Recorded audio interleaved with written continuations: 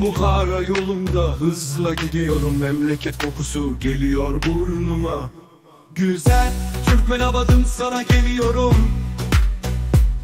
Aptap sıcağınla beni kavurma. Şoför sen sürsün hızını, asla düşürme. Kavuşmak istiyorum çabuk aileme. Özledim aşkım seni ve oğul kızımı.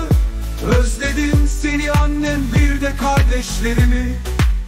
Kilometrelerce uzaktayım ama hala buradayım. Özgürlüğün çağrısı çok net. Geçen kasabalar ve neon tabelalar. Şu anda dünyalar benim. Şoför sen sürsün hızını, asla düşürme. Kavuşmak istiyorum çabuk aileme. Özledim aşkım seni ve oğul kızımı. Özledim seni annem, bir de kardeşlerimi. Kilometrelerce uzaktayım ama hala buradayım. Özgürlüğün çağrısı çok net. Geçen kasabalar ve neon tabelalar. Şu anda dünyalar benim. Şoför sen sürsün hızını, asla düşürme. Kavuşmak istiyorum çabuk aileme.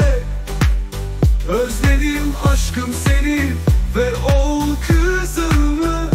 Özledim seni annem, bir de kardeşlerimi.